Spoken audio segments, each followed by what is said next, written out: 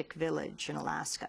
This is Democracy Now!, democracy.org, the War and Peace Report. I'm Amy Goodman. We're broadcasting live from Copenhagen, from inside the Bella Center, bringing you our special climate countdown coverage of the COP15 summit. One of the countries on the front lines of climate change is the Maldives, a low-lying island nation in the Indian Ocean. No place in the Maldives is higher than 7 feet 10 inches above sea level. 80% of the land lies 3 feet or less above the waves. The predicted sea level rise caused by global warming could wipe the country off the map. The president of the Maldives, Mohamed Nasheed, has been one of the most outspoken world leaders to call attention to the dire consequences of climate change. In October, he held a special cabinet session underwater to call for concerted global action to tackle climate change. Last month, President Nasheed called on fellow developing countries to embrace a carbon-neutral future. We want to ask you to consider carbon neutrality yourselves. In my mind, a bloc of carbon-neutral developing nations could change the outcome of Copenhagen. At the moment, every country arrives at the negotiations seeking to keep their own emissions as high as possible and never to make commitments unless someone else does first. This is the logic of a madhouse, a recipe for collective suicide. One of the participants here at the UN Climate Summit in Copenhagen is Mohamed Axam Maumoon. He's a 15-year-old climate ambassador from the Maldives. He took part in the Children's Climate Forum organized by UNICEF and the Copenhagen City Council. On Monday, he met with the Danish Prime Minister.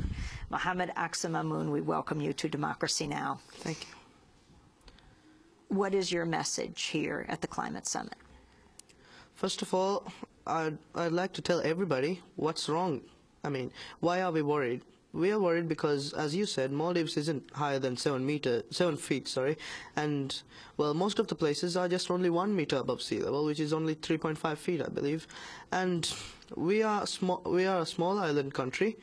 Most of the islands are averagely 1 kilometer in diameter, and we have got 1,197 islands, and only 200 of them are suitable to be inhabited. And we are living at the very edge, as everybody is now talking about, because our country is so so fragile in the sense that we are only protected by the natural barriers such as the coral reefs and the white sandy beaches, but other than that we haven't got the necessary needs and necessary finance to actually build let's say artificial barriers around the island. So we are completely subjected to climate change and global warming, and the third factor, which is sea level rise. Climate change also affects the weather, and it brings out weather anomalies such as the frequency of storms are increasing and the force also increases. So even though that naturally our country, our people has survived for 2,500 years on that small island state, we are still under threat right now because our barriers are being destroyed by our mistakes because of CO2 emissions from everywhere. To be general, because of that, these coral barriers are being destroyed, and because these corals are being destroyed in a natural way, they get eroded away, and our islands don't have any barriers. How did you learn about this? You're now going into 10th grade. This is your break between 9th grade and 10th grade that you're here. Yeah. How did I know about this? Well, first of all, I just saw with my eyes what's happening. You could imagine standing on a beach one day and the next day you can swim there because it became a lagoon. The erosion that happens is so fast and so furious that we could see what I just said we could see. And also, I'm worried because my parents tell me about a beautiful country that we are supposedly living on, but I only see pieces and fragments of it. And I can see very clearly that it's going away. It will gradually go away completely if we don't stop this. And I'm feeling very sad because I want my children and all the generations to come to see what I have seen and to live the wonderful life that I have lived. And because I'm feeling so worried about this and because I have experienced this firsthand, I have been researching a lot for the CCFC, which is the Children's Climate Forum, Copenhagen 2009, and after I knew I was given the lucky chance to come to COP15 to try and influence everybody, I researched more and I talked to everybody, not only Maldivian people, not only information about the Maldives did I gather. I gathered small bits and pieces of useful information from other countries as well. Well, that's what got me interested in this.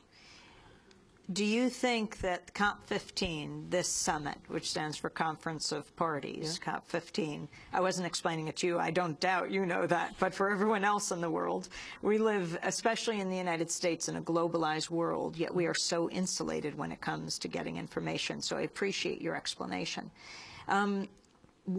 What is your sense of what will come out of this? Do you think it will save your country, the Maldives? Well, first of all, I went through 3 phases, as I like to say. First, when I knew I was coming to CCF, the Children's Climate Forum. I believed that I could make a change by listening to everybody's stories and voicing out my own.